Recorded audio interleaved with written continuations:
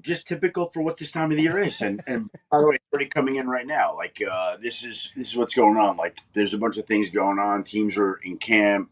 Teams are making moves. Here we go again. That's the way it is. I mean, it's Adam, was the Jalen Carter a risky signing? I mean, this is a guy they were possibly going to unload this offseason, and all of a sudden they make him the highest paid tackle in the league. Is there some risk there or no? I mean, there's risk anytime you sign a player with an injury or anything like that. But Yeah. you don't make him the highest paid defensive tackle in the league if you don't believe in the guy. You're Mm-hmm. not doing. And I don't believe they ever shopped him. I know it's come up, but I don't believe that ever was. The optimistic atmosphere at the start of the Packers training camp has just been brutally interrupted by behind-the-scenes news that sent chills down the spines of the entire coaching staff. No one expected that. On only the second day of activities in Green Bay, the medical diagnosis of one of our main offensive weapons would bring ghosts of the past back into the public debate. The true severity of the situation is being kept under absolute secrecy. But behind-the-scenes movements indicate that the game plan for the season may undergo a drastic change even before the first official kickoff. Journalists, analysts, and the entire Cheeseheads community around the world are constantly debating the impact of this absence. Hello, everyone. If you enjoy the content and want to understand the ins and outs of American football in a simple way, or simply want to support the channel's continued growth, I've put together a comprehensive guide to the game's rules and mechanics. If you're watching on TV, point your phone's camera at the on-screen QR code to access it. If you're watching on your phone, the direct link is in the description and the pinned comments. For just $7.99, you can purchase the official ebook and invest directly in improving our videos here. The QR code is on the screen, and the link is pinned in the first comment and included in the description. Before we continue, make sure to subscribe to the channel. Our goal is to reach 1,000 subscribers, and you can be part of this milestone. After all, the offensive machine that Matt LaFleur designed for this year crucially depended on a specific dynamic of players on the field. Today on Packers Report, I, Renan, will reveal to you not only the size of the risk we run with this mysterious injury, but also how a revolutionary defensive mindset is completely changing the face of our team. Front seven with a tactical formation that no one predicted.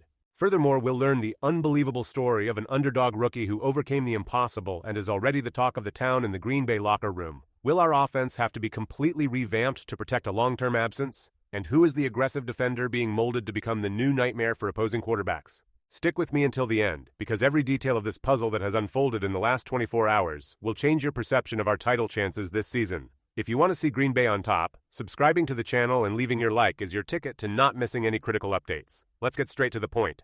The first major shift comes directly from our defensive unit. Jonathan Gannon arrived, bringing with him a game philosophy that is leaving even the most experienced players speechless. We're not just talking about a typical system transition. Javon Hargrave himself, who knows Gannon like no one else since the historic 2022 campaign in Philadelphia, spoke with Matt LaFleur and revealed that the current scheme is completely different from anything they've ever done together. The big change is in the versatility and aggressiveness that Gannon is demanding at the line of scrimmage, especially when the defense sets up in nickel packages. According to reports from insider Wes Hodkiewicz, Gannon is breaking traditional NFL playbooks by mixing and matching his edge rushers directly in the position of three technique when we're in nickel situations. For those of you who follow the game tactically, the three technique, this is the defender who lines up right in the outside gap of the guard, the so-called B gap. Normally, this is a role for heavy defensive tackles, designed to swallow up space and stop the run. But Gannon wants pure speed. He's putting edge sprinters to attack directly through the middle of the opposing offensive line. And that's where the name that's exciting the coaching staff comes in, Danny Dennis Sutton. The rookie selected in the 4th round from Penn State has been the perfect prototype for Gannon's new tactic. Andy Herman reported that Dennis Sutton spent the second day of training, receiving intense repetitions as an inside pass rusher, exactly as he had already been tested in minicamps and OTAs. With an imposing physique combined with the unusual agility of an edge rusher, putting him to attack the B gap on obvious passing downs could be the secret weapon Green Bay so desperately needed to dismantle the league's pockets of defensive play. In my view, this flexibility of putting hybrid players inside is the first step towards building a truly dominant and unpredictable defense. Here is the block 2 from his script, focused on Luke Musgrave's injury, the tactical data of the offense, and the transition to defense with Baron Sarl. Fully adapted without visual cues, B-roll, maintaining Renan's journalistic tone. Block 2, Musgrave's drama and its impact on the attack. If there's one thing that makes any American football fan's heart race, it's when the word neck appears on an athlete's injury report. And that's exactly the drama we're facing now with Luke Musgrave. During training, Musgrave's absence triggered a huge red alert at Lambeau Field. When Matt LaFleur was questioned by the press, the answer was anything but encouraging. He confirmed that it is a neck injury, and that the franchise is working to understand whether this will become a long-term problem or not. LaFleur was categorical. With injuries involving the head, neck, or heart, the care is tripled. No one will rush his return, and caution is the only rule at the moment. Hello, everyone. If you enjoy the content and want to understand the ins and outs of American football in a simple way, or simply want to support the channel's continued growth, I've put together a comprehensive guide to the game's rules and mechanics. If you're watching on TV, point your phone's camera at the on-screen QR code to access it. If you're watching on your phone, the direct link is in the description and the pinned comments. For just $7.99, you can purchase the official ebook and invest directly in improving our videos here. The QR code is on the screen, and the link is pinned in the first comment and included in the description. Before we continue, make sure to subscribe to the channel. Our goal is to reach 1,000 subscribers, and you can be part of this milestone. To get an idea of how frightening this type of situation is, we only need to look at what happened last season with Baltimore Ravens defenseman Nnamdi Madubuike. In Week 2, during a game against the Cleveland Browns, Madubuike suffered a neck injury, and from that moment on, did not play another snap for the rest of the year. It was a serious injury that jeopardized the career of one of the league's most dominant defenders. This is the level of severity we're talking about when it comes to a professional athlete's neck. Musgrave had already been dealing with discomfort since minicamp, and the fact that he's still being spared now, at the height of training camp, shows that the situation requires extreme patience. Even though many fans were already inclined to see Josh Weil gain more playing time in that rotation, the loss of Musgrave is a devastating blow to the tactical machine designed by Matt LaFleur. And the numbers prove this undeniably. In 2024, the Packers used formations with 2 or more tight ends in 28% of their offensive plays.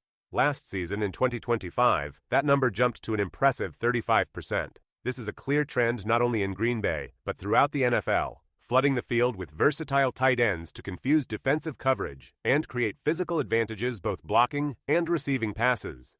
Without a healthy Musgrave to form that dynamic duo, our attacking tactical repertoire is severely limited. From a playmaking perspective, the impact might not be so devastating immediately, since last year he had several opportunities to break through while other players were out and ended up not delivering the expected volume. However, from a personnel and formation flexibility standpoint, his absence changes everything. It's a tactical headache that LaFleur will have to solve in the upcoming training sessions, searching for alternatives in a squad that needs immediate depth in that position. While the coaching staff racks their brains to adjust the offense, the other side of the ball brings intriguing news about how our defense is restructuring. With the temporary absence of some key players, opportunities are falling into the laps of those who want to prove themselves.